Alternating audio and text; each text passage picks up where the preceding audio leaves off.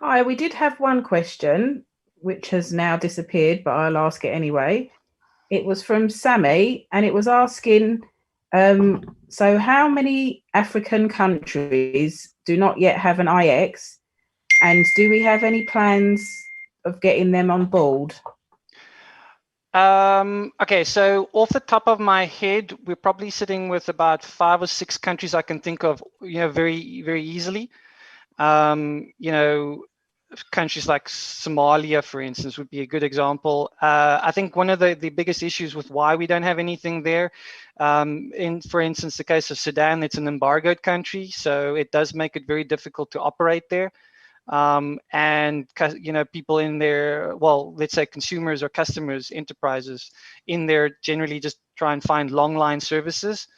So I think the plan is, again, we look at regional hubs and getting the message out from there. So we rely on some of the bigger internet exchanges or bigger names in that region to kind of push that message. But barring the embargo countries, obviously, those are very difficult to operate in. So that's been our experience as well. I mean, we operate in 51 of those countries, so I can tell you it's not always that easy. But yeah, answering that's pretty much what I'd say. Okay, and then we have another question. This is from, I can't see who it's from. The question is, what is the experience which you share with the countries which does not yet have IXPs, like Niger Republic, people who are still working but don't have the common vision for an IXP? All right, so that's a really good question. I think we've got 2 ways to answer it. One is from the element of a political aspect. It's very sometimes very closed-minded people that are running the regulators and making the decisions. And also at the same time, there is a cost element where the local in-country incumbents are trying to keep as much as they can and try and push as much as it over their expensive IP transits and where they can control. So it's sort of, sometimes it's the case of just being very close and narrow-minded and not understanding the true benefit here. And on the other hand is they're trying to sort of profit as much as possible, but that's sort of very subjective, I guess.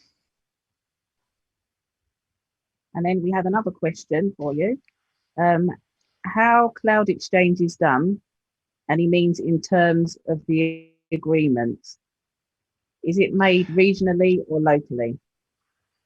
Well, you would have that done locally with your. I mean, there's 2 elements here: the cloud exchange itself, the organization that hosts the cloud exchange. You would have an agreement set up with them directly, and the agreements with the cloud exchanges that you peer through are also considered sort of regional. So depending on where the location you would sit. So I guess high level, that's the quick answer there. Okay, and we've got another question. How to get roaming provider like BIX or PCCW as an IX peering member without fights with the former telecom operator? That is a very difficult question. I mean, we work with these people as well, so I can tell you it's that I don't have an answer for it. Like that's not going to cause any issues. So it's about probably speaking to the right people. And trying to find one open-minded person within that organization and getting the message across, and then trying to drive it from within, as opposed to trying to drive it like outward from the outside. I guess that's the best way to explain it. Great, thank you very much. Great question. I think that's all the questions for you, but we do have a question for Susan. Cool, thank you. Thanks, everyone. Okay, Susan, we have a question for you. Okay. It says, in which circumstances, it's about the pros and cons of the root server. In which circumstances would you recommend it or not for someone to use the root servers? Well, you know, if you are, you know, if you're new to an internet exchange, using a route server has some advantages. Because like I said, you only have to, you know, usually an internet exchange will have a primary and a backup route server. And I would recommend pairing with both of them because they do go down from time to time. But if you paired with that, then you would get a lot of routes right away and get, you know, a lot of benefit for moving traffic onto the exchange. And so that kind of gets you up and running very quickly. The other advantage is that it does take a lot of time to to contact all of the individual peers on the exchange and create you know, peering sessions with them. So this, you know, has a big advantage in terms of speed.